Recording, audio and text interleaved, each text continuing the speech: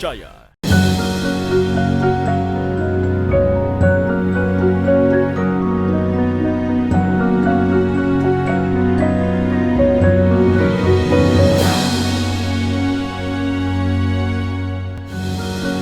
Bismillahirrahmanirrahim.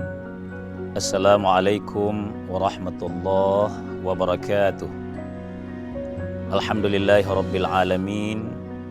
Al-qail qalu subhanaka la ilma lana illa ma 'allamtana innaka antal alimul hakim. Asyhadu an la ilaha illallah wahdahu la syarikalah wa asyhadu anna Muhammadan abduhu wa rasuluh la nabiyya ba'dah. Allahumma salli wa sallim wa barik ala nabiyyikal karim sayyidina wa habibina wa maulana Muhammadin sallallahu alaihi wasallam wa ala alihi wa sahbihi ajma'in, amma ba'd. Alhamdulillah, pemirsa sekalian, sungguh mendalam rasa syukur kita kehadirat Allah Subhanahu wa taala. Pada kesempatan ini kita bersua kembali dalam Mutiara Iman. Mudah-mudahan ini adalah bimbingan dari Allah. Kita bertadzkirah kembali dalam hal-hal yang berkaitan dengan agama kita. Kita mengulangi nilai-nilai agama agar lebih segar lagi. Kita merasa lebih tertuntun, lebih terbimbing dalam menjalani hidup ini. Mulai pagi, siang, sore, hari, dan selanjutnya. Salawat dan salam atas junjungan kita Nabi Allah Muhammad sallallahu alaihi wasallam. Pemirsa sekalian, kehidupan manusia sudah merupakan takdir dari Allah. Dia berepisode. Kadangkala kita merasa menginginkan sesuatu, kita niatkan, prosesnya kita jalani, dan endingnya baik, bahkan menggembirakan bagi kita. Tapi juga kadangkala tidak terlalu berjauhan. Ada sesuatu yang sama sekali kita tidak dambakan, bahkan kita mencegahnya, tidak mau menjalani prosesnya, dan memang tidak baik menurut pengetahuan kita, tapi terjadi dan menimpa kita.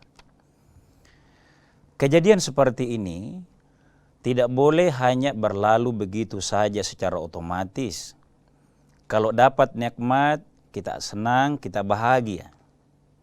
Tapi pada beberapa saat berikutnya ada sesuatu yang kita tidak inginkan dan menurut pengetahuan pendek kita itu tidak baik, maka kita mencela, lalu terkurung perasaan kita, bahkan bisa stres.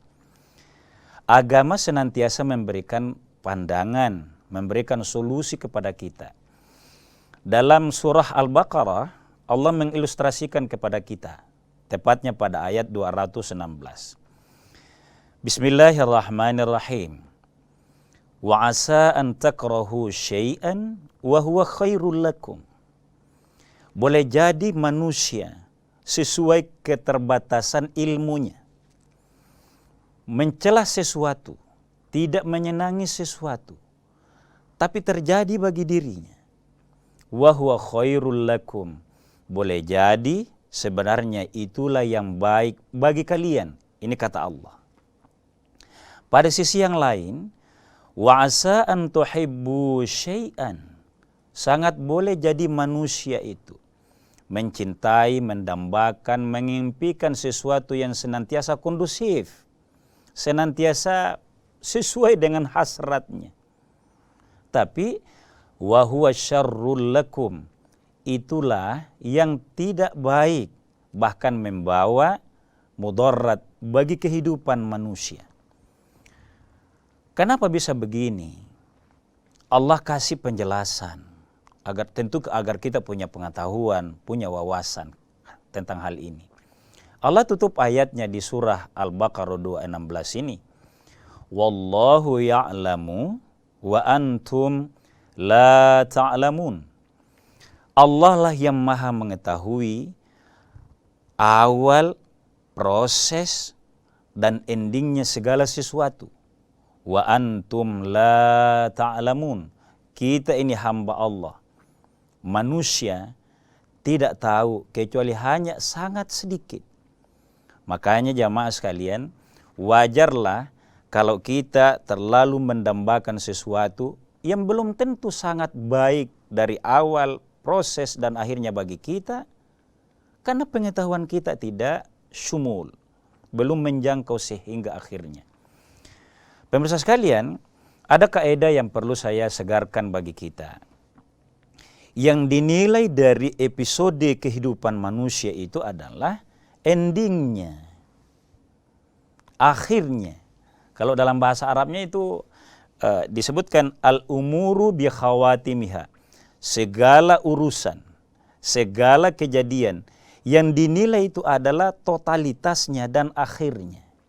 Nah, kalau begitu, peristiwa yang menimpa kehidupan kita, baik skala besar maupun secara individu, selalu harus kita fahami bagaimana endingnya nanti tetap baik. Pemirsa sekalian, sebagai ilustrasi ya, hari ini alhamdulillah kita sudah tidak terlalu ketat pakai masker. Tapi kita terbiasa pakai masker. Sebab pandemi yang hampir 3 tahun. Syukur-syukur ya, luar biasa karunia Allah.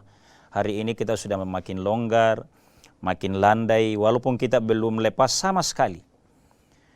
Secara terbatas, dulunya kita sangat ketakutan. Kenapa kita takut? Khawatir dijangkiti penyakit yang sama, yang banyak bergelimpangan orang meninggal, sampai merawatnya pun dihindari. Keluarganya sama sekali tidak boleh menjenguk, karena dikhawatirkan berjangkit penyakitnya. Nah, tapi dalam upaya, ya ini ilustrasi jamaah sekalian, upaya meminimalkan pandemi berjangkit dari sesama manusia, minimal kita dianjurkan pakai masker, menjaga jarak, dan tentu ada maknanya.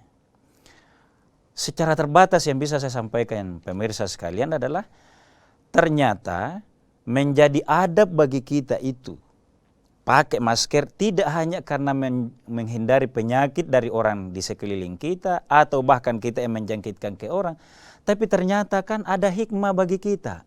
Seakan-akan menjadi adab tersendiri kalau kita berdekatan dengan seseorang, saudara-saudara kita dalam kehidupan sosial, menjadi adab pakai masker. Ini ada hikmah. Kita akan bahas sebentar setelah jeda berikut.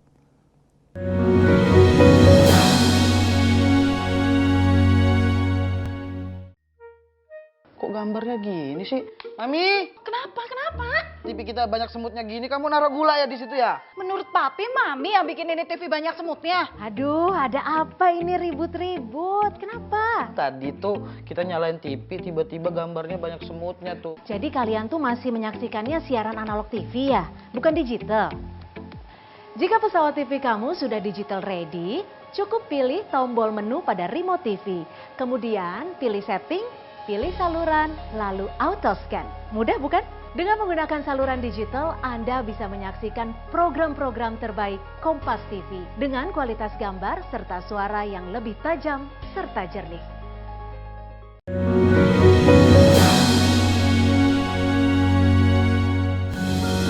Kaum muslimin dan muslimat pemirsa sekalian yang dimuliakan oleh Allah Subhanahu wa taala.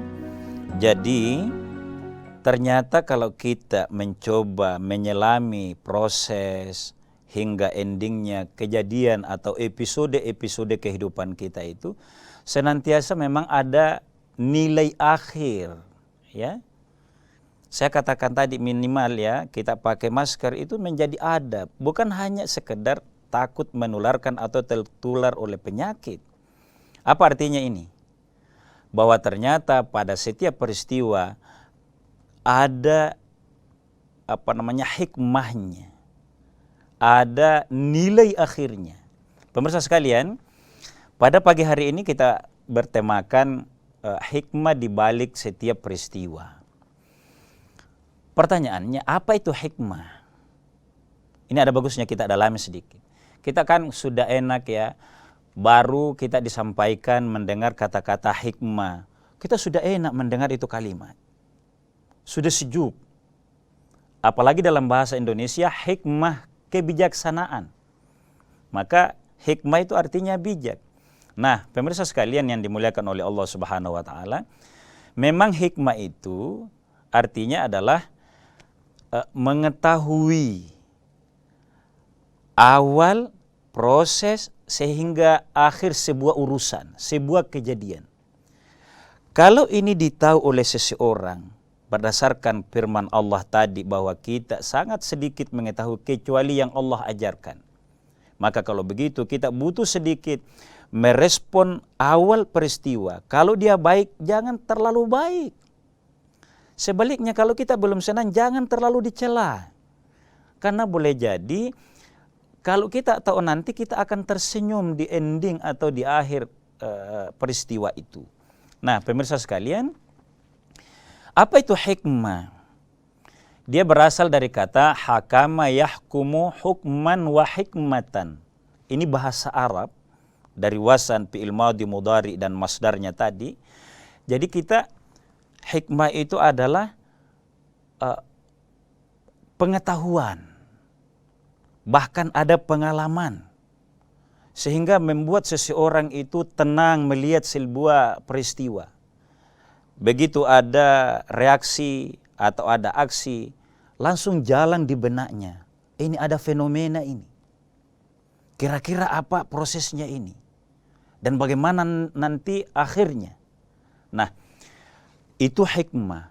Kalau demikian yang berjalan, pemirsa sekalian, maka orang akan selalu mencoba mendahulukan rasionya. Kalau dalam bahasa agama akan mencoba mendahulukan petunjuk-petunjuk Allah.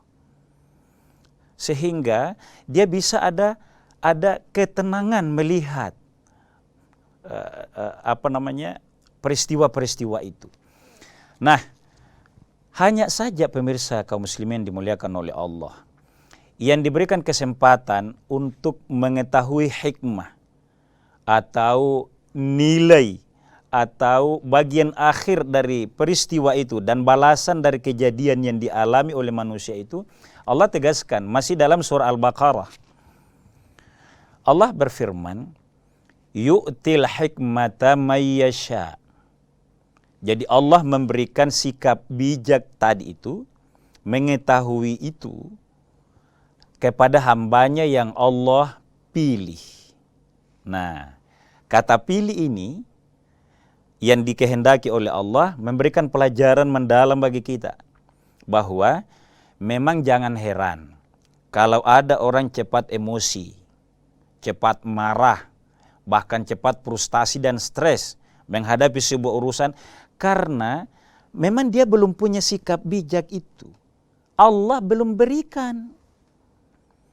Tapi untuk diberikan oleh Allah harus ada kasab dari manusia berdasarkan proses hidup. Oh, kalau kejadian ini awalnya diniatkan baik, sungguh-sungguh, mudah-mudahan prosesnya baik dan akhirnya juga baik. Sebaliknya, kalau ada sesuatu yang mungkin awalnya kelihatan menggembirakan, menjanjikan, sehingga kita pikir-pikir, yu'til hikmata may yasha. Tapi pemirsa sekalian, wa may yu'tal hikmah, siapa yang diberikan oleh Allah hikmah, bijak itu, atau bijak ini kita bahasakan ketenangan itu, wawasan itu. Siapa yang Allah kasih seperti itu, faqad utiya khairan katsira. Dia diberikan oleh Allah kebaikan yang banyak. Jadi dalam praktek hidup sehari-hari, ada di sekeliling kita itu orangnya cukup tenang. Agak jarang orang tenang kalau bukan karena pengalaman, kalau bukan karena wawasan, kalau bukan karena keyakinan. Jadi saya ini agak grogi misal ya, nerpes pada peristiwa-peristiwa tertentu, ada kejadian-kejadian baru. Itu karena belum kita tahu. Tapi kalau kita merasa ini sudah kami tahu, ini sudah terbiasa, itu insya Allah kita akan tenang. Maka akan melahirkan hal-hal yang baik di dalamnya. Wa may yu'tal hikmah faqad utiya khairan katsira. Pemirsa sekalian yang dimuliakan oleh Allah Subhanahu wa taala. agar bisa mengetahui hal-hal itu perlu ada peristiwa-peristiwa itu kita bijaki. Maka apa yang perlu dari kita tidak lain adalah apa yang disindir oleh ayat masih dalam surat Al-Baqarah. Para malaikat pernah memberikan pernyataan pengakuan kepada Allah Subhanahu wa taala. Qalu subhanak, maha suci engkau ya Allah. La ilma lana. Kami bernada protes penciptaan manusia pada saat Allah menciptakan Adam di bumi. La ilma lana, karena kami sama sekali tidak tahu. Innaka antal alim, hanya engkau lah ya Allah maha tahu, hakim, sehingga maha bijaksana. Kata alim pada ayat itu, kalau kita mempelajari lalu mengetahui sesuatu, maka akan melahirkan sikap bijak. Maka ini perlu kita pelajari dalam melakoni hidup-hidup kita yang membawa bahagia itu, yang membawa manfaat itu, bahkan bisa menularkan kemanfaatan bagi sekeliling kita. Kalau kita tahu, kalau kita tenang, kalau kita tidak terlalu cepat meresponnya dengan emosi. Jamaah sekalian ya, banyak kebijakan yang belum tentu jelek. Saya tidak dalam rangka membela misalnya. Kebijakan-kebijakan yang ada, kadangkala kita sebagai masyarakat belum masuk akal. Ini kebijakan pemimpin seperti ini, kayaknya merugikan saya. Kayaknya tidak ada peluang bagi saya. Ini mempersulit saya. Boleh ada sikap kritis seperti ini. Boleh, harus bahkan. Tapi jangan berhenti. Ini ada kesempatan tapi kok saya tidak masuk. Misalnya ini, kadangkala kita ambil pribadi. Jangan-jangan ada potensi yang harus saya tingkatkan dalam diri saya. Misal, ini saya tidak bisa kalau begini. Kenapa? Pengetahuan saya dibawanya. Atau mahasiswa yang mau mendapatkan beasiswa di kampus. Oh, ada beasiswa, ada bidik misi, tapi harus 10 juz misalnya. Kita tiba-tiba tidak ada peluang. Apa yang baik? Jangan marah, jangan frustasi, tapi paksa diri untuk belajar selama masih ada waktu. Itu hikmah. Nilai dari sebuah isyarat atau fenomena-fenomena yang ada. Berarti hikmah senantiasa membawa nilai baik bagi manusia, tidak selamanya buruk. Kita lanjutkan setelah jeda berikut.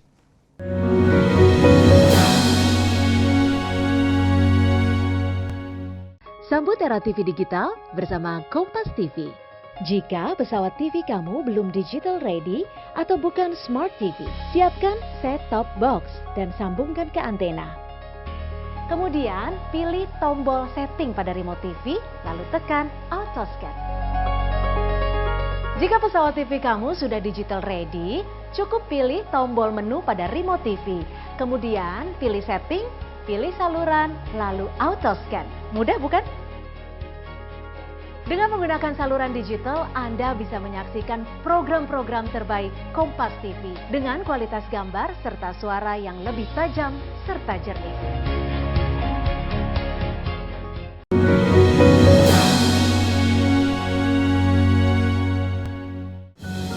Kaum muslimin dan muslimat pemirsa yang dimuliakan oleh Allah Subhanahu wa taala. Jadi kalau demikian halnya, ada dorongan untuk meningkatkan kualitas diri dalam merespon kejadian-kejadian yang ada, karena belum tentu apa yang tidak kita sukai itu, yang kita tidak senangi itu mudarat sesungguhnya bagi kita, belum tentu.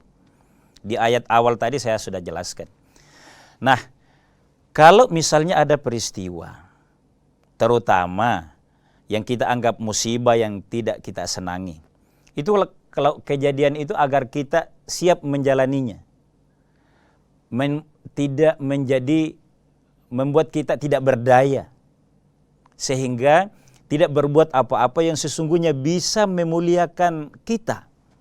Apa yang harus kita lakukan?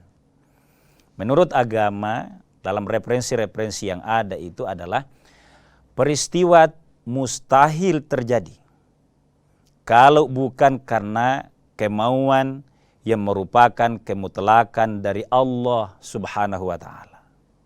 Jadi yang baik maunya Allah. Yang sementara kelihatan tidak baik itu juga maunya Allah.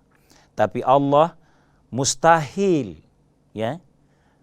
Wa ma rabbuka bidzallamin lil abid. Allah sama sekali tidak menganiaya hambanya.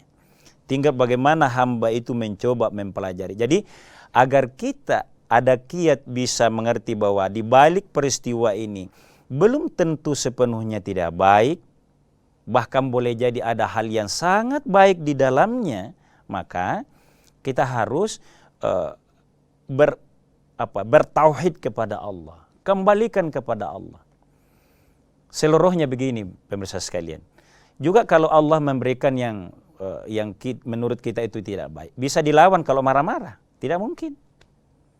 Maka yang terbaik adalah sikap tenang, sikap menerima, dan kekuatan hidup manusia ada dalam hatinya yang tenang itu. Kalau dia bisa tenang, justru itu akan lahir inspirasi, pikiran yang baik. Bahkan boleh jadi kita butuh bantuan dari sesama manusia, tapi dia adalah kemutlakan dari Allah Subhanahu wa Ta'ala. Yang kedua, kalau ada peristiwa yang menurut kita tidak baik bagi diri, bagi keluarga, saya harus katakan itu sementara. Apa artinya ini?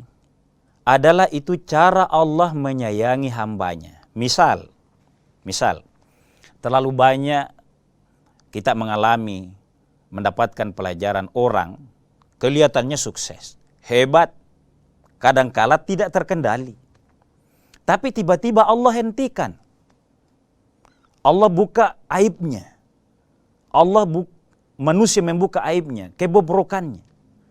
Jelekkah sama sekali itu? Iya kelihatannya. Boleh jadi kita ada berbagai media memberitakan kepada kita seseorang terhenti. Tapi itu bukan, boleh jadi kalau dia orang beriman, itu teguran Allah. Allah buka aib kita di dunia ini yang kecil. Kenapa? Karena Allah menyayangi kita agar aib kita di akhirat kelak tersembunyi, diampuni oleh Allah.